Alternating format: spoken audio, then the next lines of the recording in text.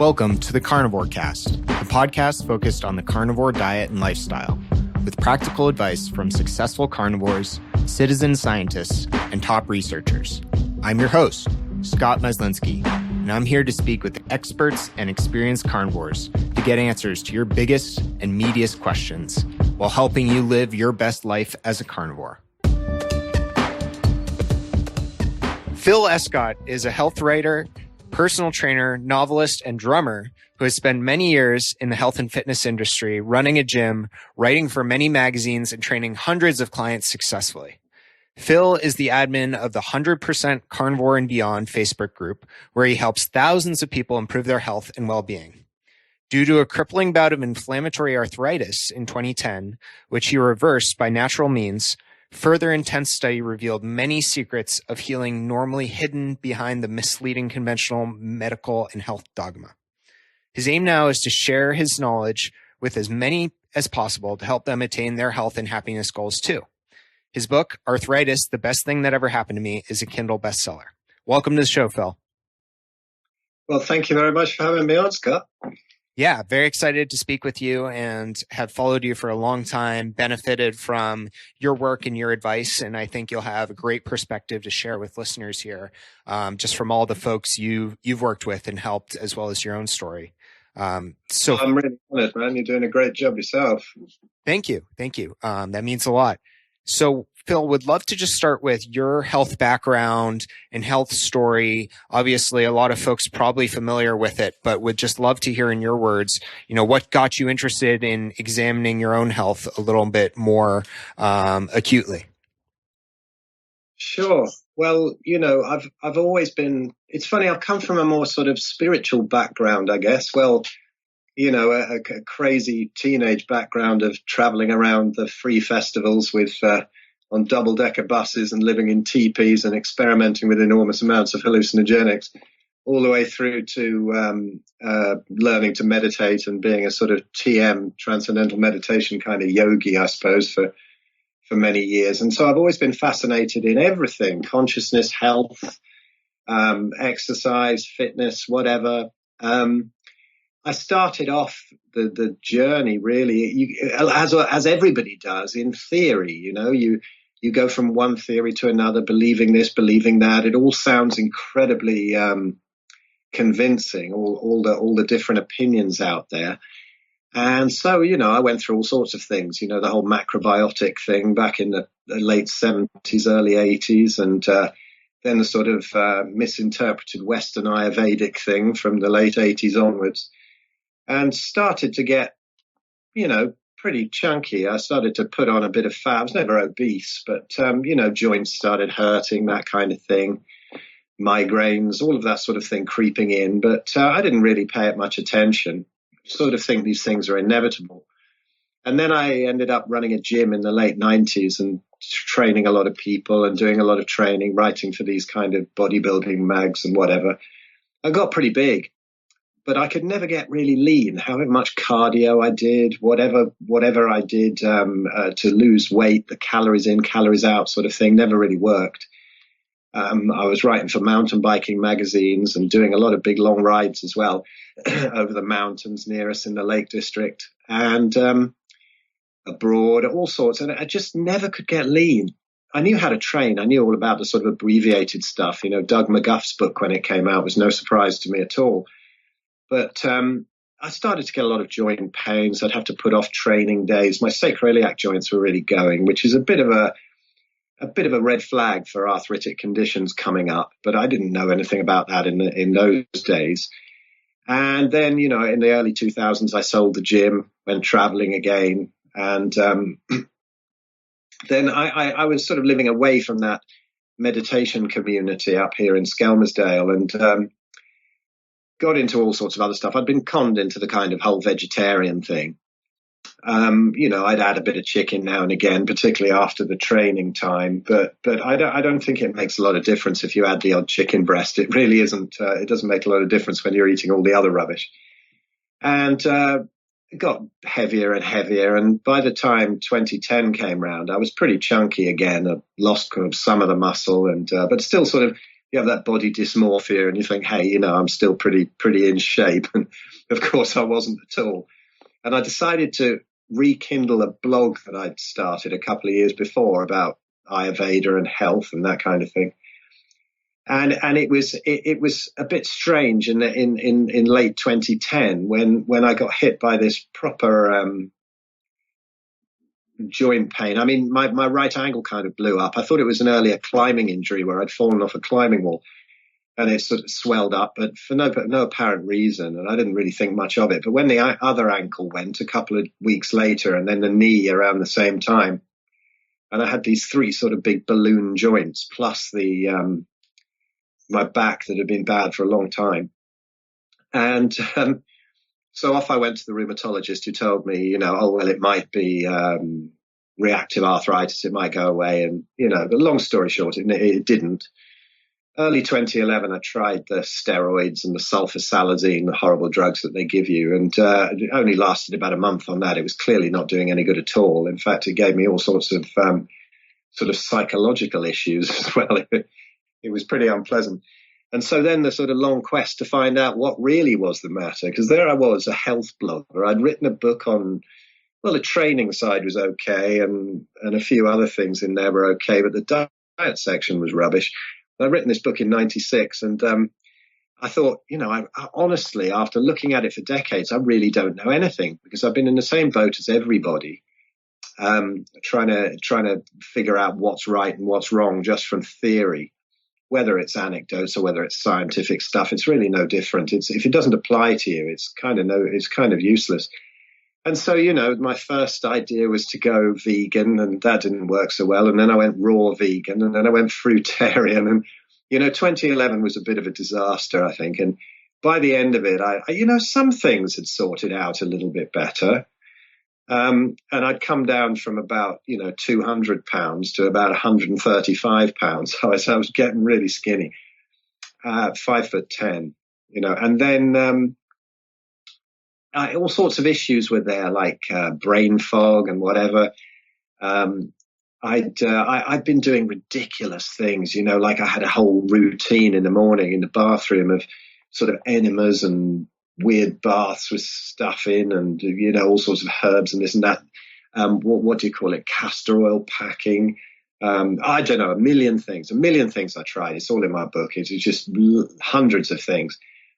And it just really wasn't shifting. And then I started, when I was in my fruitarian phase, I remember one period of a few days, I got so much brain fog. It was like full on Alzheimer's, and I didn't even know why I'd walked into any particular room. I was leaving taps running and flooding places out, and I was leaving the gas on, you know, and all these crazy things. And I thought, right, something's got to give. And I found a couple of things around that time. I started to look into the whole ketogenic thing, and I found Jack Cruse's site. I found Natasha Campbell McBride, and started off with the GAPS thing. But I think the first thing I did actually was to go on a fish fast. You know, I just decided, right, enough of this fruitarian thing. Something's gone horribly wrong here. And I ate just fish and nothing else for a week. And within a couple of days, all my mental faculties came back. Everything did. And then I discovered Jack and his high seafood business, you know, and I started getting cold baths, and that burned the last of the fat off me. And I ended up 125 pounds, really, really skinny, but still quite inflamed. It was taking a while to calm down. But that, you know, over the years, I still made a whole load of wrong turns. But, you know, Jack Cruse's website really helped me, and adding in all the other things, all the light and the EMF stuff, and grounding and sunlight, and, you know, all the other kind of disconnects that we have. And things started to kind of slowly unwind. And I suppose it was about, after about 4 years of keto, I think it was 2015, maybe 3 years of keto. 2015, I decided that I felt better on the days without vegetables, and so dropped the last of those out. And it's been 3 years now of being carnivore, and things are absolutely fantastic and getting better by the day. I'd sort of got rid of a lot of the inflammation in the winter of 2013, 2014, and managed to train again and put some of the muscle back on. And because I'd lost the inflammation, I was downing too much berries and cream, and actually ended up almost 13 stone, which is, I don't know, 150 pounds, something like that. Again, no, it's not. It's about 160, 170. I'm terrible with pounds. I'm stuck in old English money. But yeah, I managed to get that, some of the muscle back on again, came back with some fat.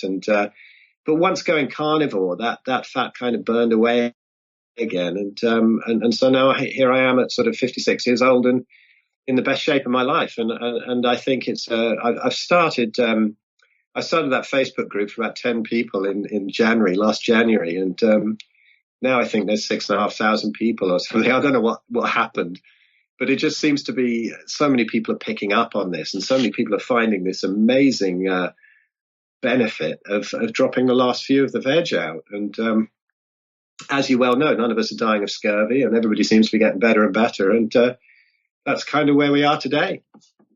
Yeah, that's fantastic. Thank you for sharing that story, Phil.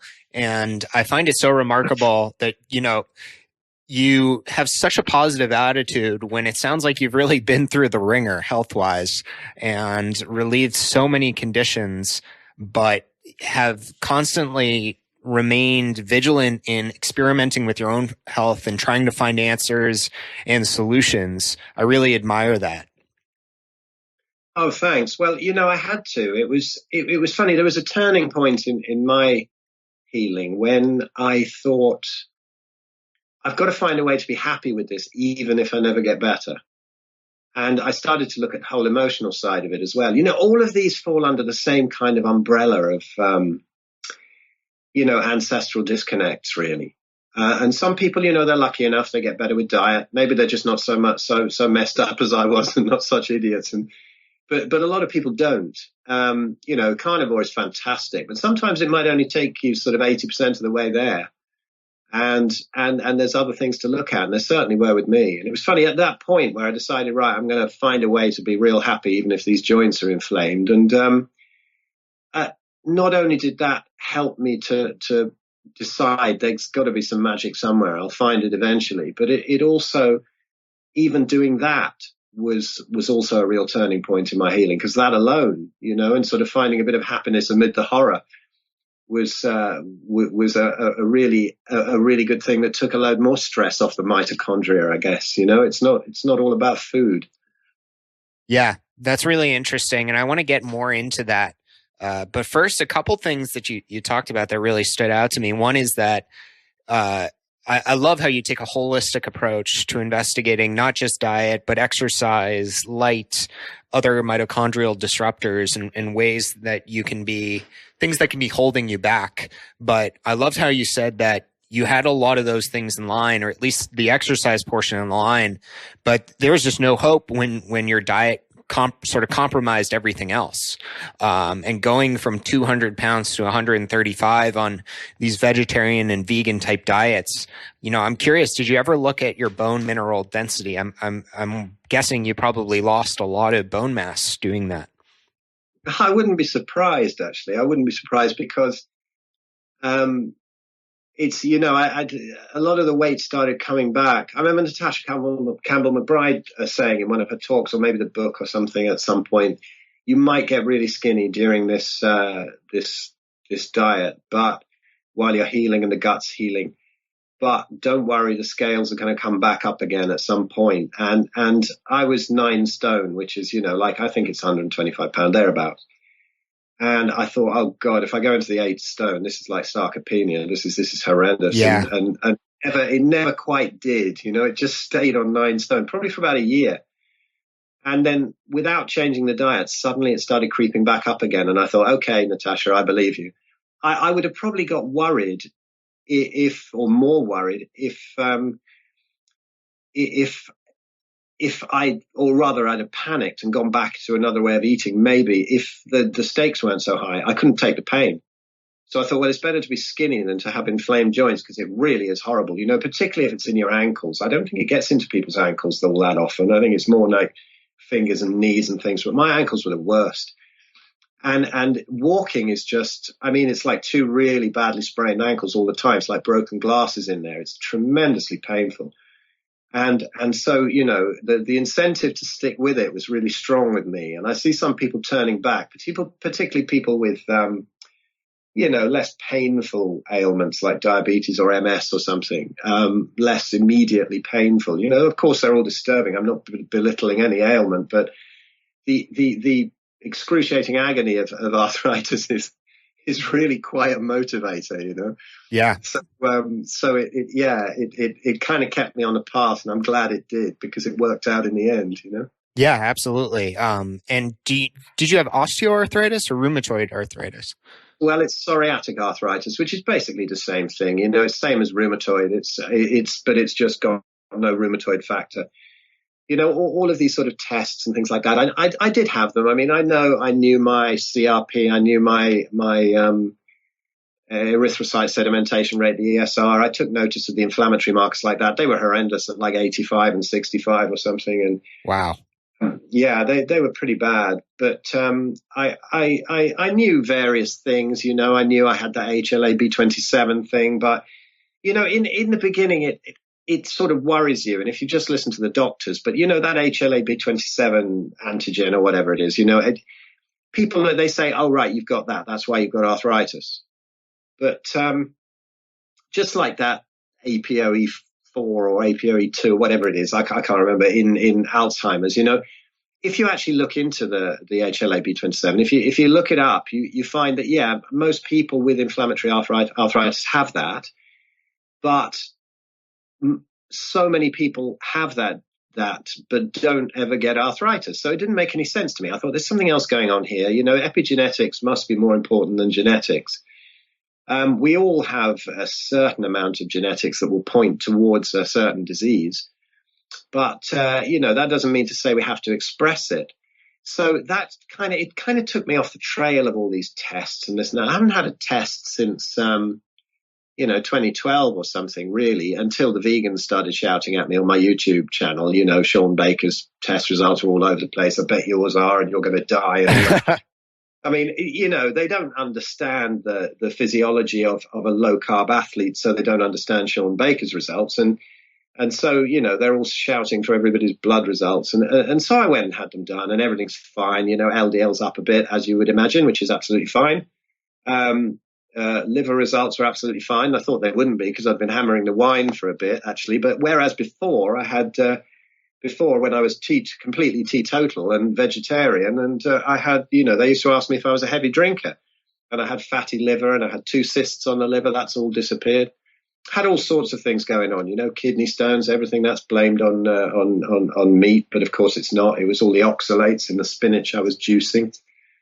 So it's kind of taken me away from that scientific thing. It's funny, this science thing, because people say I'm really unscientific. I'm not. I really listen to. I don't look at studies because, frankly, I'm a drummer. I have an artistic mentality. I don't really understand that kind of stuff. But what I do is spend an awful lot of time listening to the people who do understand the studies, and I don't use that to convince myself like some healthy person might.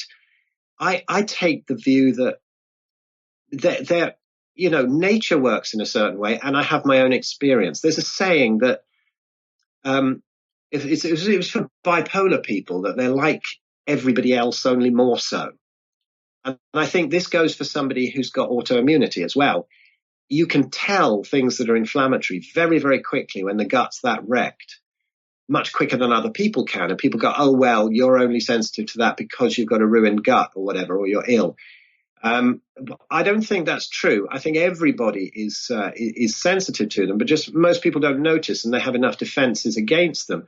I thought of quite a good analogy the other day, which was there's a video on YouTube. It's a real disturbing video of a big guy. He goes into a gym and he's squatting like 600 pounds or something. And, he gets a couple of reps in, and then suddenly his knees collapse. I mean, they go sideways. It's horrendous. You'd be squirming in your chair. It's one of the most disturbing things I've seen. And of course, he hits the deck, and there he is being stretchered out. Now, that guy walked into the gym really strong, and he could squat 600 pounds, or maybe he couldn't. Maybe he should have been squatting 500, but still, he was a strong dude. But he couldn't take a step afterwards. Does that mean walking's going to blow up your knees? No, it doesn't. It just means that for a while, that guy's lost his walking privileges, so 600 pounds on the bar broke his knees, just like wheat and, donuts and Haagen-Dazs ice cream and all those pulses and soy and whatever break somebody's gut. And then after that, the things that anybody else would stay healthy on, veg and the occasional fruit and all that kind of thing, seasonal eating, it also becomes an irritant to them. And they have to take it back to carnivore eating, which is the only thing that really doesn't seem to react with anybody. Ruminant animals, good fats, fish, maybe egg yolks, that kind of thing.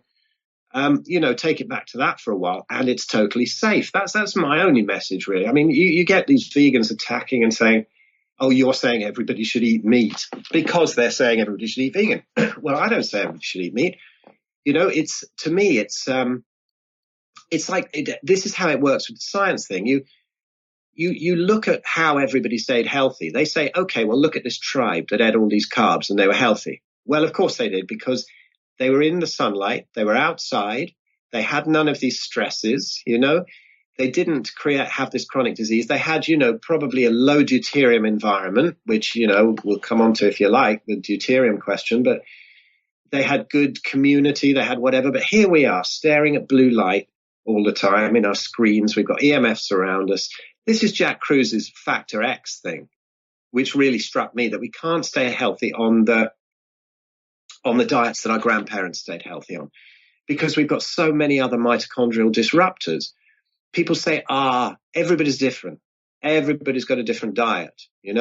This person, that person, it's different for them. They should have pulses. They shouldn't. Well, I think they're looking at it completely from the wrong angle. What it is that you've got to take into account other mitochondrial disruptors. You've got to take into account light, latitude, and season, and your own inflammatory history. And then, yes, everybody's different. But within those spheres, it's not like, you can eat pulses and your brother can't or something. I don't think that's got anything to do with it. And then you get down these ridiculous red herrings like blood type diets and things like that.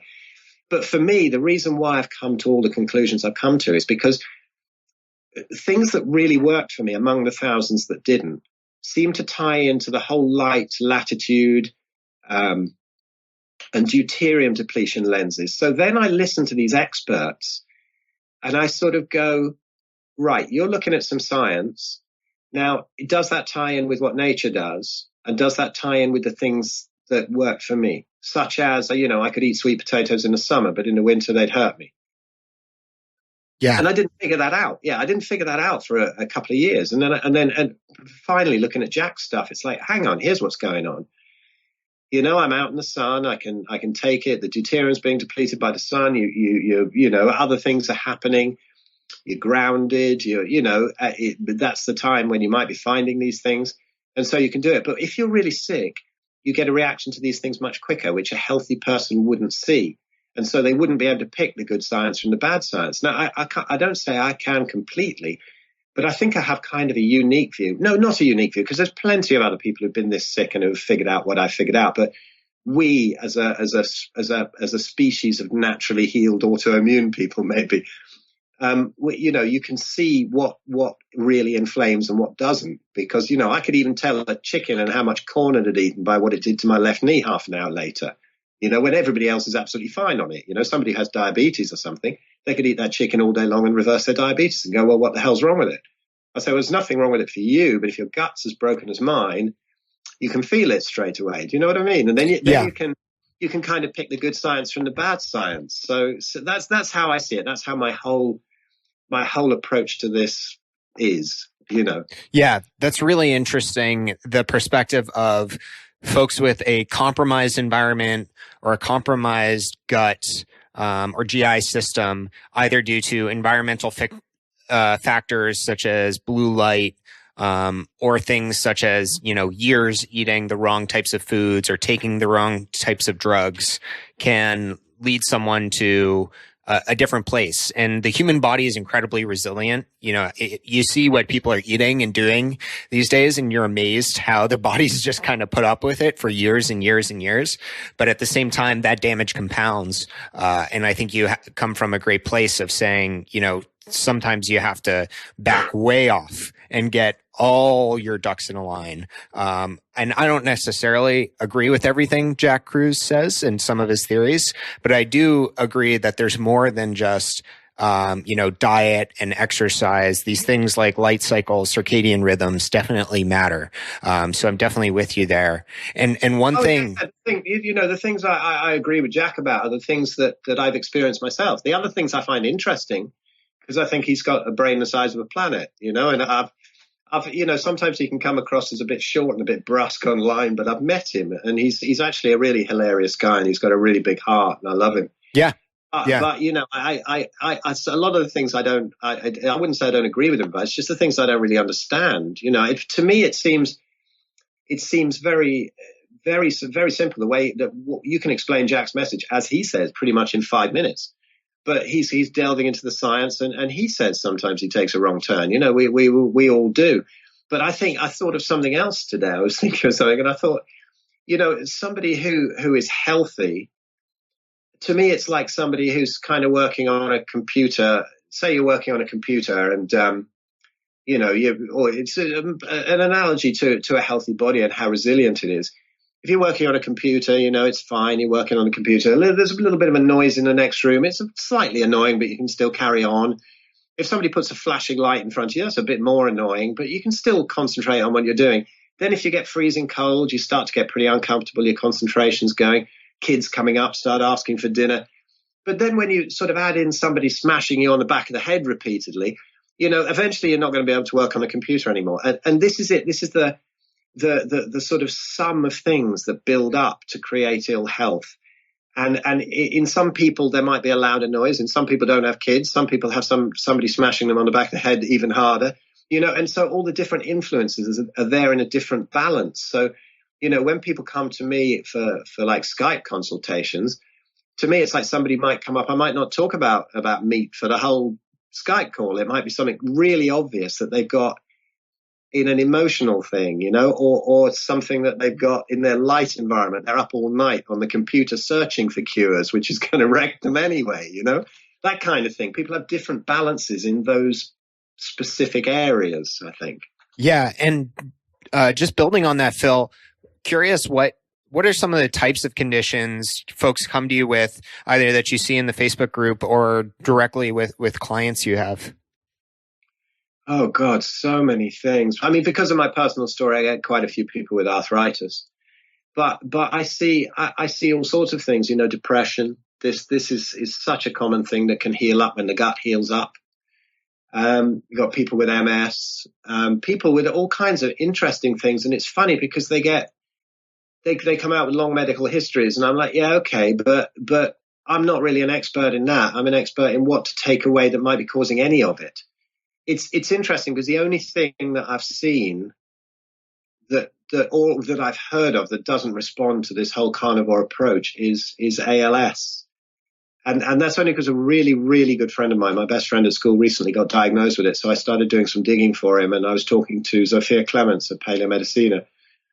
And she said that that's one thing that they're not seeing any response from. But still, she said, yeah, probably best to do it. It's going to give you the best quality of life as you decline. But I think I still don't think there's no cure for it. I think that, if you really did everything perfect, if you moved to the best area in the world and did absolutely everything perfectly and had every day to work on everything, happiness, emotions, life path, light, everything. But how many people actually have the money for that, and particularly the motivation when they're that sick? Very few. So I think you probably could if you got all your ducks in a row. But to me, when they come to me, it's just a matter of seeing what they're doing wrong in their life and in their environment, in their diet, in all of it. And then if you can sort of guide them to put those things right one by one, it's amazing that even ailments that you don't understand whatsoever, they might come to you with something. I mean, if it's got itis on the end, it's quite obvious because it's something inflammatory. So that tends to respond to all the same things. But, a cancer does too. We reversed my mum's cancer on this. A carnivore diet and a £5 bottle of iodine really did. And, I've got a video on YouTube of that with pictures. My 93-year-old mum, she let me share pictures, which I thought was quite generous. But yeah, that's beautiful. of this tumor disappearing, and it was quite ugly and coming through the skin, and you can see it just disappearing and the skin coming back to normal. And so I think these, once you understand all the little areas where we're messing up and disconnecting ourselves, then it's fairly easy for the body to get back. It's funny, like people go, oh, you say you can cure cancer. I don't. I haven't discovered a cure for cancer or whatever. I just think I've got a list of things that probably cause it, Yeah, you're just making room, making space for the body to heal, getting things out of the way that might be, holding it back and making it worse. Yeah, it's nothing to do with me. It's to do with the body. The body cures itself. We've got all these healing systems in place. And, the thing I find the most difficult if somebody comes to me is if they're on loads of meds. Because I'm confident with if someone's on statins or if somebody's taking a load of what are they called, proton pump inhibitors or some rubbish like that, or or some of the what do you call it, the disease modifying anti-rheumatic drugs, those I say, yeah, they can go in the bin. They're just dreadful things. But there are some drugs I don't understand. I'm not a doctor. I know you have to taper off them, be careful. So I'll kind of send them to Chava Tot and Zofia Medicina, because it's not my responsibility to do that. I'll get in trouble anyway. But there are some that, they're ridiculous and they've got to go in the bin. But when they're working against all those as well, all the side effects they've had, sometimes they're on 15, 20 meds and they come to you and you think, God, how on earth do I unwind this? Because 90% of the problem is the meds, not the disease. Right. And Phil, just quickly, kind of couple rapid fire questions. One I wanted to ask you is, what do you see as sort of the top 3 common across all the people you see problem foods for people moving to a carnivore diet, either, once they've reduced to only animal food. So, maybe it's dairy, maybe it's cheese, maybe it's coffee, and before that, the last of the vegetables to go. What do you see as the most problematic in your experience? Yeah. The last of the vegetables to go. I mean, people often end up on one of those traditional sort of keto diets. Excuse me, I have a frog in my throat. Keto diets where they've sort of ended up with a non-starchy veg, but there's enough starch in there to aggravate somebody who's already autoimmune. And there's also, all the stuff you watch Georgia Reed's stuff, all those kind of oxalates and salicylates and whatever, and lectins and things. So I think that I know that we don't really need them, so they're fine to drop out. Do we need the odd bit of fruit for circadian signaling, or was it just for the benefit of the plants? I don't know. People seem to do fine on them who have no problems. Some people can easily drop them out for a year or two and then see how they go.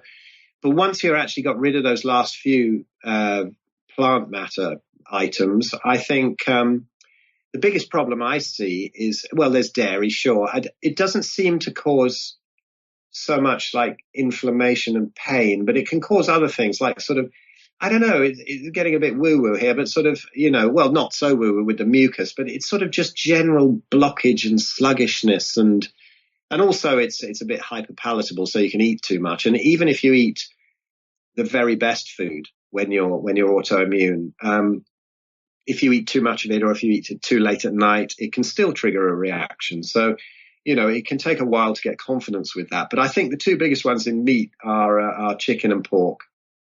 Definitely. Right. And I think that's down to the fact that in this country, in the UK anyway, they're just fed rubbish. Chickens are like little dinosaurs, aren't they? They'll go around like little raptors. They'll go around and eat anything that moves, but they just get a load of corn. So that it's not healthy meat. And pigs are not fed very good stuff here, I don't think. And so the meat's not so great. In Hungary, as Sophia's always saying, they eat a lot of pork. But if you look at those pigs, I bet they're fed better. They're actually really kind of woolly and hairy, and they look really bizarre. I thought it was a picture of a sheep when I first saw one. Yeah, and it's a totally different breed of pork, I believe. Yeah. And so I think they're getting much better stuff, which is a shame because I miss it. Actually, I never really reacted to bacon.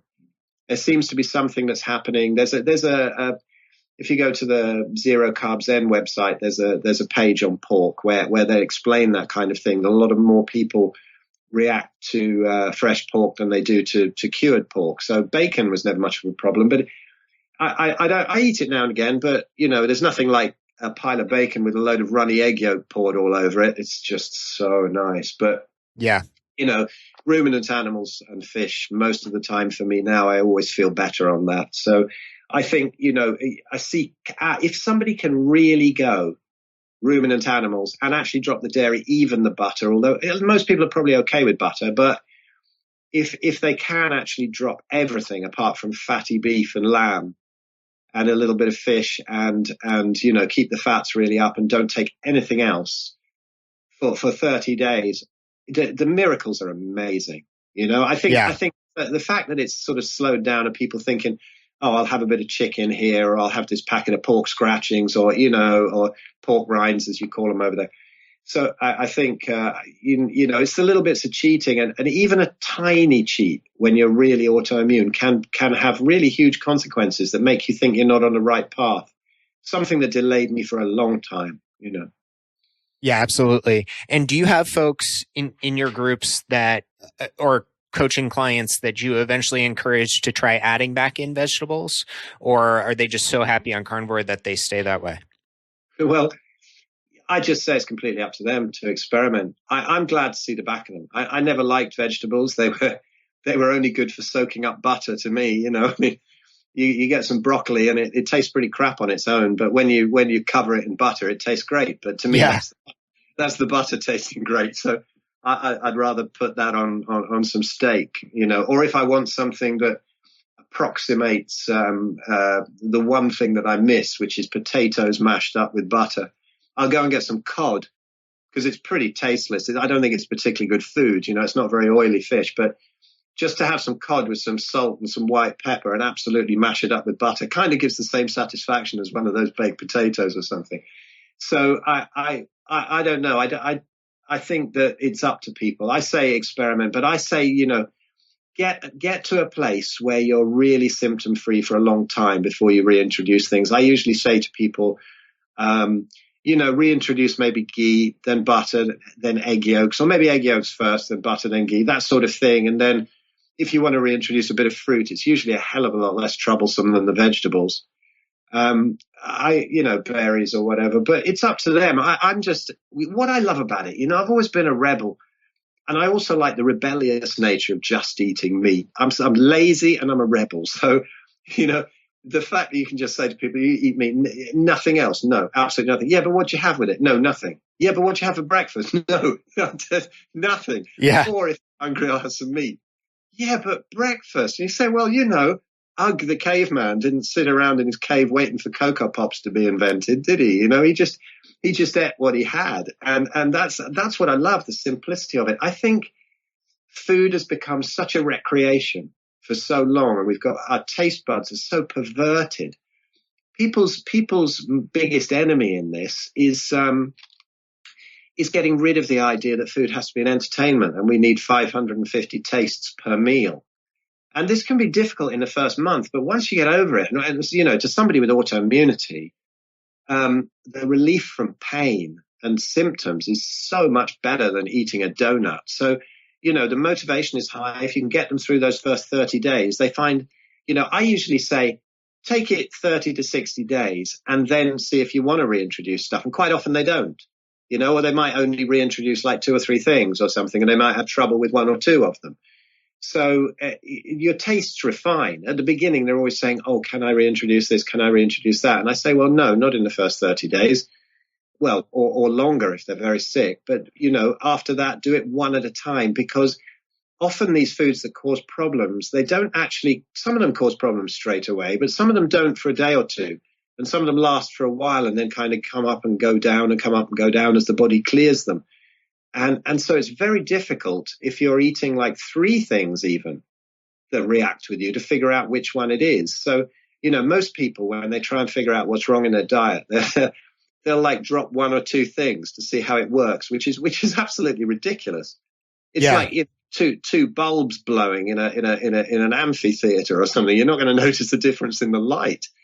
It's just such such a hit and miss thing unless you take it right back to ruminant animals. And it seems to be the only thing that people don't have trouble with. There's a bit of trouble with digestion, and keto flow or whatever while you're transitioning, but generally the autoimmune type symptoms disappear. And so then you can add things back in if you want. But yeah, like I say, a lot of people never do. I don't really want to. I don't. What do I want to add back in? What I wish I could have? I wish I could have that 50-50 mix of Greek yogurt, heavy cream, and a load of honey. That's something I'd like to add back in. I mean, the kids have it, and every now and again I'll have like one spoonful as I take it to them in the living room or something. That's one of the things that they have, but as well as meat and a little bit of fruit. But I wouldn't. I just don't miss the stuff anymore. I just don't miss it. It goes away. So yeah. Yeah. I'm the same exact way, and folks often ask me, "Oh, don't you even have fruit? Don't you even have berries? Not even this, not even a salad?" And I say, "No, I'm perfectly satisfied with meat." I like the way Sean Baker puts it sometimes, which is, I've tried every candy, every cake, every ice cream, every sweetness creation. I don't need to have that anymore. I'm not a 4-year-old. I respect people's cravings and their addiction to sugar. I don't think it's something to be laughed at, or to guilt them for, but you get to a place where, your health is more important. And when you've been eating just meat for long enough, those things kind of go away. You just kind of view them as cardboard. They're food-like items. And I think I'm living proof of that, because I have no willpower. I mean, none. I would, we have these things called crunchy nut cornflakes in England, and my breakfast used to consist of, I'll have a bowl of that, and then I'll have maybe some pita bread with some toasted cheese on it, and I'd sort of get through 4 bowls of those crunchy nut cornflakes before I got to the toasted cheese on pita bread. I'm like, all of it was rubbish. Plus, it's so addictive that you eat so much of it. And I never had I knew it was rubbish. I wasn't under any illusion. Even from my old dietary ideas, I knew that was rubbish. But, I have no willpower. So if I'm eating carnivore, anybody can. Because, once the cravings go away, they just disappear, and you end up with much more subtle cravings. Like today I want some lamb. Today I want some lamb, sort of roast lamb just floated up in some bone broth. Or today I'm actually going to rip quite a bit off that steak and eat it raw before I have some. I'm not a great raw meat eater, although I'm getting more into it just because I quite like the idea of it. I quite like the idea of ripping a bit off and eating it, but I don't eat whole meals of raw. Maybe I'll get there one day. I don't know. Yeah. I've got to a stage of health now where I don't feel it's necessary, but I've heard a lot of people say that they didn't actually find health until they went raw. And so, as I say, some people have to go more and more. I don't like to say the word extreme. Say strict. Strict is much better, because I don't think meat is an extreme diet. I think it's the basis of our diet, has always been. So when, you say, vegans at one end of the scale and meat and carnivores at the other end, it's 2 extreme diets. I don't think so. I think, I think veganism is an extreme diet, but I don't think it's as extreme a diet as most people eat, where they're eating stuff that isn't even food in the first place, or isn't even a plant in the first place, or it's become so divorced from it and so full of chemicals. It's kind of a bit of a joke when, I see, I have a lifestyle where I can work from home, and then, the times where I do go out, it would be to do a talk to people who understand this, or I'll be going out to a gig and playing drums in front of people where I'm not necessarily eating. So, but people who have a 9 to 5 and they go in with a load of meat and hard boiled eggs or something like that, and they start eating them, people go, "What are you doing?" But nobody bats an eyelid when all the rest of them are unpacking donuts and eating, all these sweets and drinking Coca-Cola and stuff. And yet they freak out and go, "Oh, you're going to die, and you're going to get all this heart disease and cholesterol." Yeah. It's really funny. And they're eating stuff that's non-foods at all. So, yeah, I don't think it's an extreme diet at all. People say it's extreme. It's strict. But in the end, like you say, the tastes change. And And so one day you might want some lamb. One day you think, hey, it's a beef day today. Definitely it's a beef day. And some days I get a really strong craving for these prawns in their shells, you know, and crunching up the shells as well. Just fry them up a bit with some butter and some salt and pepper. And they are so delicious. And yet other days I don't want them. Or some days it's like I need to get a load of oysters down me, you know. And your body kind of tells you, you can get really in tune with it. And then you can tell the cravings. And it's not like an addiction craving. You know, when you smoke too much ganj and you have to send a taxi out to the local garage to get a load of Monster Munch in or something like that. And you know, it's not like that. It's a totally different thing where you're just listening to these subtle whispers of the body that says, I need a bit of lamb, you know, or I need a bit of fish. And it's really liberating, I think. It's liberating in all areas. So it's funny when people go into it really worried and thinking they're going to be missing out. They're actually going to be gaining a hell of a lot more. And if they can introduce stuff in the future, then great. But yeah, don't need to. Yeah. And by the way, Phil, I'm the guy bringing 3 to 4 pounds of meat into my 9-to-5 job every day in a Tupperware. And people think I'm a complete lunatic. So I don't have a problem with that. But you make a great... How much better shape are you in than most of them? Yeah. They're like, how do you look like that? What aren't you going to get sick? Aren't you going to get aren't you worried about heart disease? All these things. And I just joke and look at them and say, hey, I haven't died yet. But I don't know. We'll see. I don't know if I'm really changing any minds at work, just attracting a lot of attention. You never know. You never know. You know, it's funny. I talk to a lot of people, but then again, suddenly I might run into somebody on the street and they look totally different. And I say, wow, well done. What have you done? They said, oh, I've just been looking at your Facebook posts and I got into it, you know. And we never know who we touch with this. It's wonderful. People wonder why I argue with vegans. Now, I really have reined it in because I've spent so much time staying calm in the face of death threats and, you know, opinions that my kids should be taken away from me and all of that sort of thing, accused of animal rape and all that sort of thing. So I've stayed calm in front, but it does take up a lot of time. You know, you do end up getting down the same old rabbit holes with them every single time. But I'm always mindful of the people who are looking at those conversations who are ill and aren't commenting. And I've had a lot of them come to me, you know. And so sometimes if I'm not too busy that day, I might get drawn in by the odd vegan if they're not too abusive. You can normally tell the really angry ones because they start off in capitals. Yeah. But everyone can start by sharing their story. You know, you don't have to go deep into the science. You don't have to, go back and forth with everyone online. Just presenting what you're doing and saying this worked for me or this is the result I got, I think can be incredibly powerful. And I'm always encouraging folks to do that.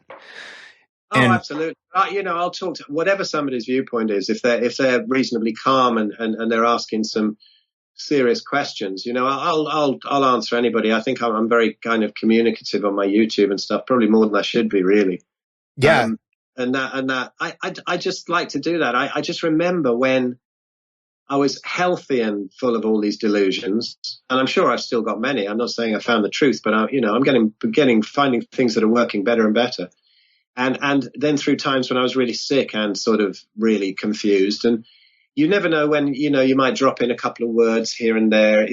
That might help somebody. It's funny, you know, because, you know, when you're sort of accused of being a shill for the meat industry and being paid thousands and stuff, and you're thinking, whoa, and when you were actually sitting there thinking, oh, how can I help this dude? How can I help? You know, it's really, really strange. It's a strange thing that there's been so much nonsense around diet. So I think it's so cool that there's people like you doing these podcasts and stuff that are bringing these people who really, really, really know about it. Some of the science that I've heard on your podcast has taught me an awful lot, you know. And these people are great, and it'll unwind in time. I hope the authorities will take notice. Well, just following in your shadow, Phil. But I think you bring a great perspective of someone who's not waiting for the science to catch up and really helping a lot of people on the front lines. So that's remarkable. And no, it's funny, isn't it, that quite often when you look into it, the science was always there. It just got covered up with other science. Yeah. There's just a sea of information. Yeah. It's not, and you want the science on it. You just need to look at anthropology, because nobody's screaming and beating each other up in anthropology. You just look at the bone records. You can tell what people ate. You study things. You look at old documents. You look at cave paintings. You can pretty much piece it together. Like somebody said the other day, there's never been a cave painting where there's a whole load of hunters spearing a load of broccoli. It's quite obvious what their main focus was. So you can look at that and you can see all this sort of thing, even in the old sciences like Ayurveda, that people seem to think are vegetarian these days, whereas in the old texts of the Charak Samhita, it's saying that meat is like amrit, it's like nectar. Freshly killed meat is the best to fuel for the body. And I think every culture's known it. It's just that we've lost it since everything became perverted with all this weirdness, with combination of big money and religion has sort of had us eating all these weird crops. So it's not even that there's no science, but now it's coming back more, which is lovely. It's very cool. But I think it's brought back by the lay people just speaking out. Yeah. Yeah, absolutely. It's a really powerful grassroots movement. And I think the science is coming to light more. The right science is becoming more easily accessible for folks. And Phil, you mentioned deuterium, sleep, blue light, all these non-food issues. I'm sure a lot of the folks you help in your Facebook group in 100% Carnivore and Beyond, as well as clients, they have the diet down right, but then there are non-food problems holding them back. What would you say are the top 2 or 3 of those that are most common in your experience? Well, again, it depends on the person and their sensitivities. I have a friend who can tell if you've switched the mobile phone on in the car when she's driving. So without looking. So, some people are very sensitive to EMFs. I'm not immediately, I don't actually feel them as such. There are certain things that I do feel from them, particularly computer screens, but, being too near a laptop that's plugged in or whatever, but it doesn't bother me all the time. So for some people, that's a bigger issue. But I think light is absolutely massive for people, because if you're not sleeping, nothing's going to heal. And I've told this story a few times, but I think when I was really sick, I was just sleeping like half an hour here and there. And then I discovered the whole Jack Cruz thing with the glasses and the blue blockers and the cold baths. And I did both on one day, and the first time with both. And I got into bed shivering, really shivering, thinking I'm never going to sleep. I don't know what I've done here. And I woke up 11 hours later in exactly the same position. It was the best night's sleep I'd had in my whole life. And I thought my body needed that so much. And that's when I really thought there was something in this. And so I really pay attention to light. In our house, we have an orange screen on the front of the television, because you can't really make the kids wear these blue blockers all the time. And we have candles on, and we don't put on any lights at night. If we do, it's a Himalayan salt lamp or one of those fire glow incandescent bulbs in the bathroom maybe, or even one of those little lights where you walk in, they got a single red LED, and it's sort of, as you walk in, they switch themselves on, so that you don't pee all over the floor. And they're pretty useful. So little things like that make a massive difference. And it's also so much nicer. When I look at other people's houses and I'm walking past and they've got blaring LED lights at sort of 10 o'clock at night or midnight, and they've got the TV on as well with no screen on it. And I think I couldn't exist in that environment anymore. I can't imagine passing an evening like that. Sometimes my little boy will jump up on the sofa and he'll turn the light on. And we do have these LEDs up there. It's a rental house at the moment. We can't be bothered to change them. We don't really use them, and they're weird fitting. So I don't think we could even find proper lights for them. But we don't really use them. But sometimes he'll turn them on, or he used to, particularly when he was younger. And it was like, whoa, it's like a massive assault on the senses. And people just get used to this, and they're completely destroying their circadian rhythms, and they're not sleeping, or even if they are, the quality of sleep's not so good. And we all know that big cancer rates among night workers and whatever. You start messing about with those rhythms, and you just can't beat nature for long. Eventually it's going to kick back. And people don't see how important that is. But I think another really important one that a lot of people miss is the whole emotional thing. A lot of people think it's just woo-woo. You see, from my side, I haven't kind of come from the carnivory thing. I've come from the woo-woo side, which I spent most of my life in, being a kind of yogi and seeking this and that. And which is, there's as much bullshit in spirituality as there is in diet, to be honest. There's some gems in there, but most of it's rubbish. And coming into being sick, I thought, oh, it's all going to be that. I'll just meditate my way out of it. I'm a great yogi and all that. Of course, it's nonsense. And then I had to learn all this other stuff. I sort of came at it all backwards. But because of where I've come from, I do realize the importance of some of those things. And it sounds a bit woo-woo, but this other story I've told, when I sort of fixed a certain emotional issue, which you can kind of reprogram yourself just as you can reprogram a computer. To do a certain different thing, get rid of old beliefs and get rid of old fears or phobias or sort of resentments or something like that, or even a physical situation that you get out of that you can't bear, like a horrendous job or a bad relationship, and things sort of heal up. And I was kind of, much as I loved my mum, she's very difficult, and we being in the same house as her, when I was looking after, we had this big house. It was very difficult for quite a long time. And when we moved into this house we're in now, I moved her into a little smaller place.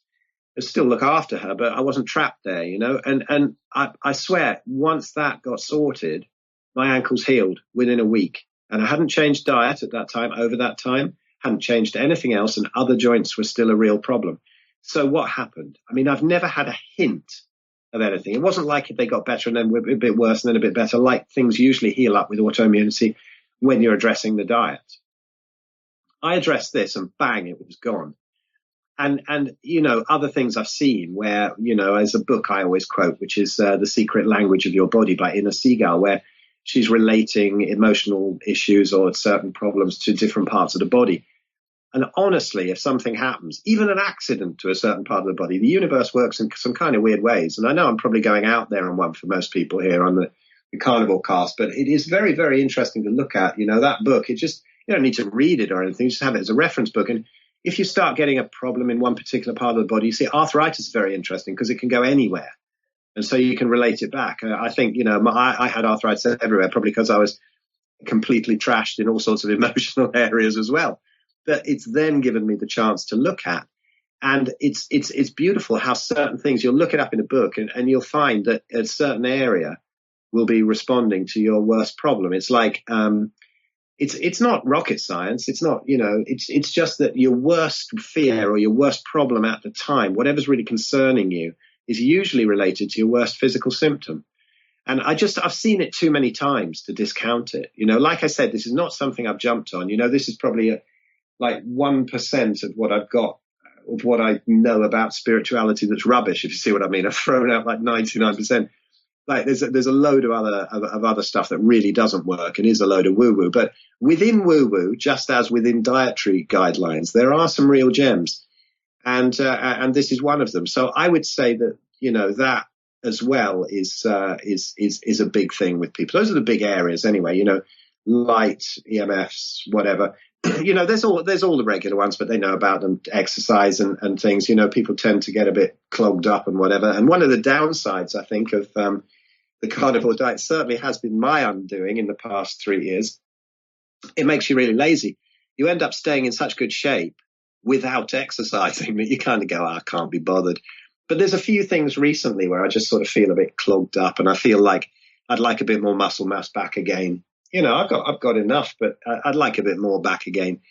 And so I think, start a bit of abbreviated training again, but it can kind of make you lazy in those ways. So, there's all of those areas, but I think the big ones, the big one really for most people is light. The emotional one, if you're into it, look at it. If you're not, to be honest, if you're not, you're probably somebody who's got that area sorted anyway, so don't worry about it. Yeah. And for me, sleep is definitely the biggest one. And Phil, I'm curious, have you experimented with red light therapy at all? I've heard a lot about it recently, and just especially with your focus on inflammation and joint health and arthritis. Curious if you've looked into that or used it yourself or with clients. No, I haven't. I've heard great reports of it. And to be honest, when this mythical meat industry pays me the hundreds of thousands that the vegans think that they are paying me, and I'm not so broke, I will definitely start to experiment with that kind of thing because, I have a left knee that no longer has any inflammation in it, but because it was so bad for so long, it has quite a bit of sort of thickened tissue, and it's taken quite a while to kind of stretch it out and get it out. It's the only joint that still has sort of visible damage in it. Even the damage is cleared up in the other joints, but this one is something I really think, getting a Juve on it for a while and stuff like that would be pretty cool. But I'm gonna have to wait until the meat industry pays me thousands for that. Do you know what I mean? And then I can sort of divert a bit away from the kids' expenses and whatever. But yeah, I think it's certainly something that I'm looking into having a go at in the future. I've heard a lot of good things about it.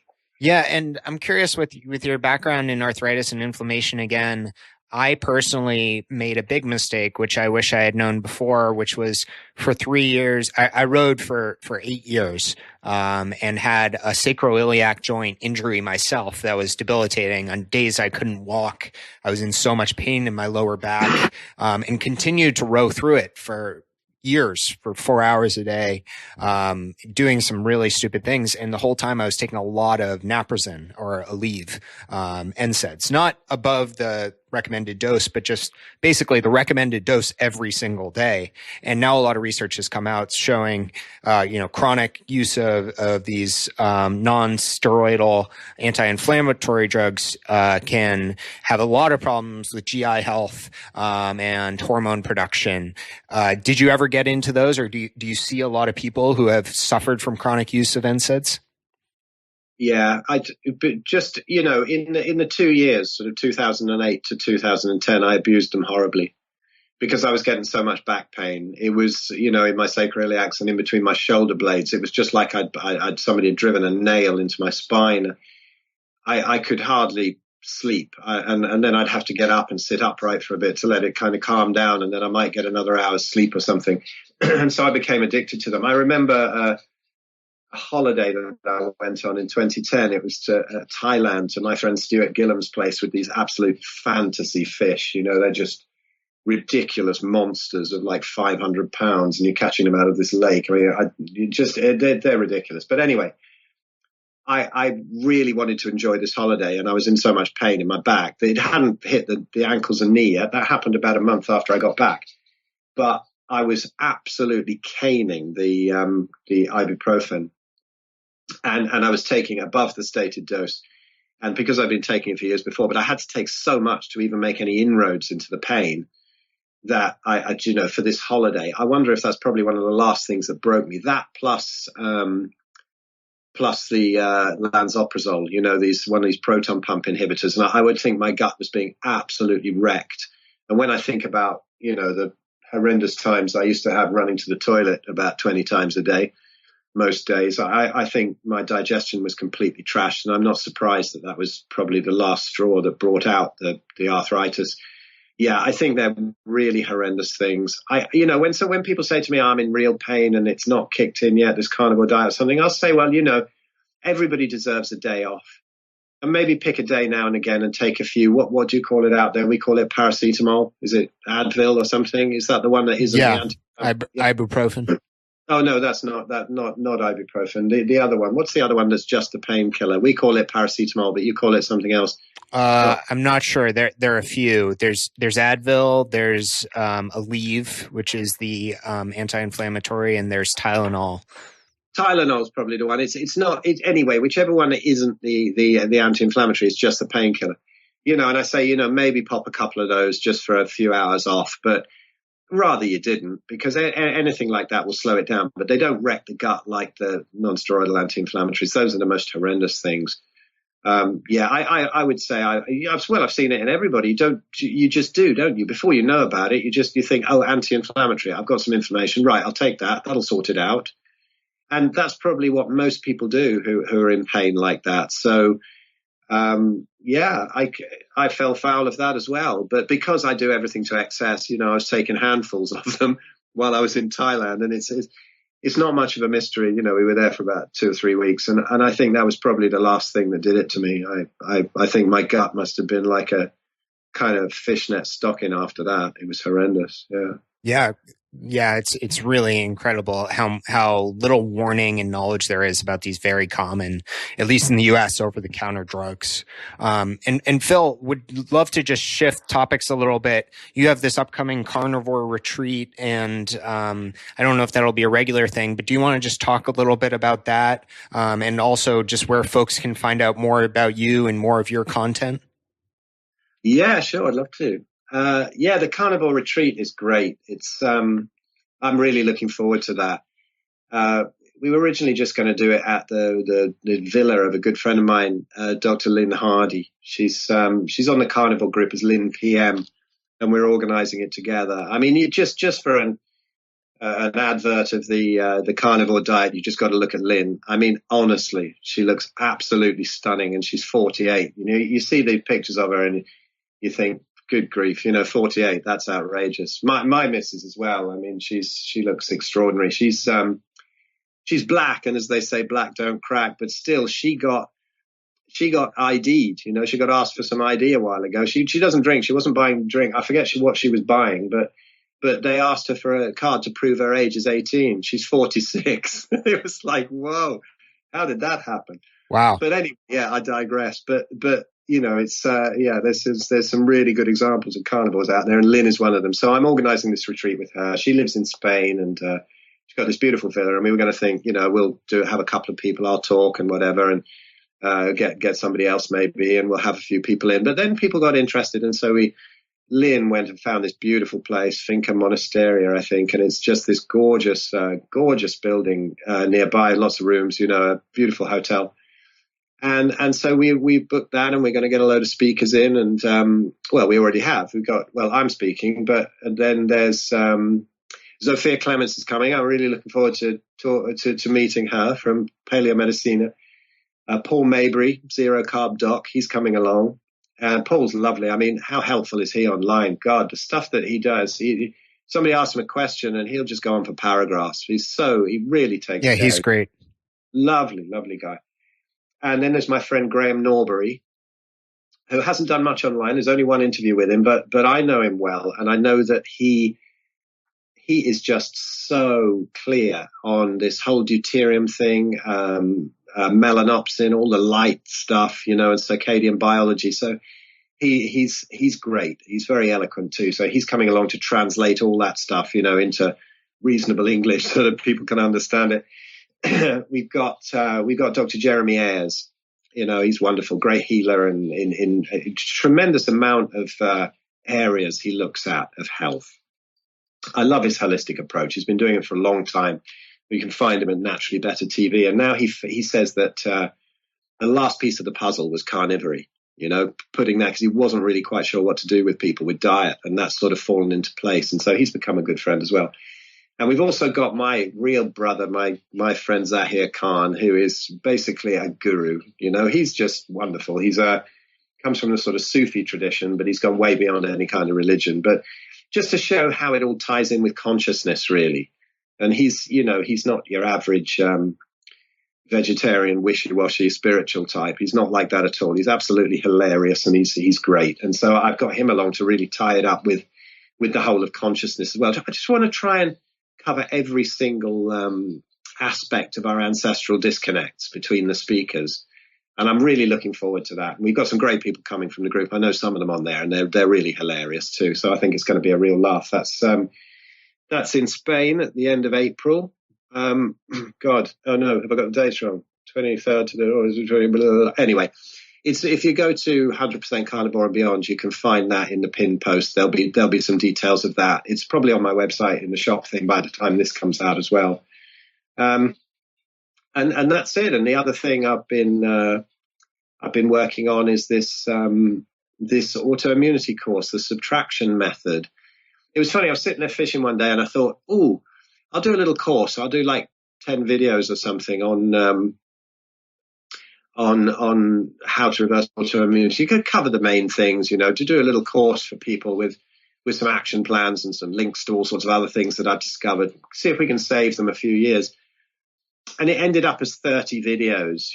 I just did it over a few sessions now. I love doing these videos at the lake. I think the best, and it's lovely out there. So I did that. And I put it together as a course, and we got that up on Thinkific now, and that can be found in a pinned post on the group as well on Carnivore and Beyond. It's probably on my website too. I don't know. We've only just released it, but I put it out to some medical professionals, and some of the reviews it's got are amazing. And I'm just, it's the first time I thought, really, maybe I have distilled some of this information quite well, because I'm just some guy, and I sort of see all these people with great qualifications. But then I realized that, if a lot of these people who've been sick and put it together again, you end up with so much more information than quite a lot of the people who've gone through the standard, channels, unless they've studied afterwards. And so to get those reviews from these medical professionals was beautiful. So that's the thing I've been working on too. And I sat down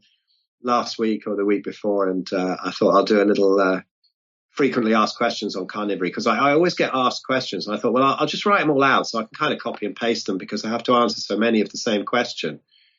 And I thought, yeah, there'll be 10 or 15 on carnivory or whatever. And so I sat down to do it, and I could have gone on forever, I think. And I ended up at 69. So I stopped at that because that number kind of amused me, having that on the front of the book. But I thought I'll put that out as an ebook too. So that's coming out soon. It's like 69 questions. I wanted to say, okay, it's something that you can give to somebody who it'll cover all the basic questions and also help to answer all the people around them, like their relatives who say, and friends and co-workers who are saying they're insane and that kind of thing. So that's coming out in about a week or so. And Sean Baker was nice, and I sent him a copy, and he gave that the thumbs up. So yeah, it's funny, I just sort of being a drummer and then ending up kind of being branded one of the meat guys on YouTube. It constantly amuses me, but I am having fun with it, and it's so nice to get those, as we all do, I'm sure you do, and all of us who work in this, you get those wonderful messages of thanks, either for when people you've worked directly with, or somebody who's read your stuff, or even somebody who's read somebody else's stuff. I don't care who it is. And they come back and they go, oh, I found this out from like Frank Tufano or Sean Baker or Tristan Haggard or something like that, and it's done this for me, it's done that for me. And it's just so rewarding to see people finally healing and finding their own way through it. So I'm loving it, and I haven't up till now, but if I can make a couple of quid out of it and support my family so I don't have to go and get a boring job, I'll be really happy with that, so that I can carry on doing it, because it's great fun. And also the people who are in it, all the people I've talked to, they all seem to be really down to earth, really hilarious people. And I'm not finding that in the other sort of areas I've been in, like vegetarianism and veganism. I'm finding, there's good and bad everywhere, of course. I have some great friends who are veggie and vegan, but there seems to be a certain quality about people who are getting into this carnivory thing. I don't know whether it sort of balances the emotions and the hormones or something, and sort of puts them back in touch, makes them a bit stronger so they're not quite so snowflakey, And it's funny, it has far-reaching consequences, not just in health, but even in, mental health and mood and personality. And I just find them a hilarious bunch. So, the longer I can hang out with them, the better. It's great. It's fun. So, yeah, that's what I'm doing. Yeah, that's excellent, Phil. And I think you're providing... You can kind of put it all together at Pure Activity, one word, pureactivity.net. I think there's links to everything. That's my website. I think philescott.com now points at it. But yeah, I'm on Twitter and all the regular ones. I'll probably better learn to use Instagram. I've only got one post on there, and I keep accumulating these followers, and I never kind of get around to learning to do it. So maybe I should, but... Yeah, that's excellent, Phil. I'll certainly link to all of that in the show notes, and you've provided a bunch of valuable information for people, and I think you're providing more and more value in so many different ways. If folks are looking for the episode, they can just go to carnivorecast.com/podcast/Phil. Really appreciate you coming on today, Phil. It's been excellent talking with you, and I'm sure we'll continue to interact online. But thanks so much for your time. Oh, definitely, Scott. Thank you. And I'm listening to all your podcasts too, and I'm learning a hell of a lot from those. So I'll continue to be an addict as well. It's an honor to be among those amazing people who you've had on. So, well, thanks. Thank you. Thanks, Phil. Have a good rest of your day. You too, man. Bye.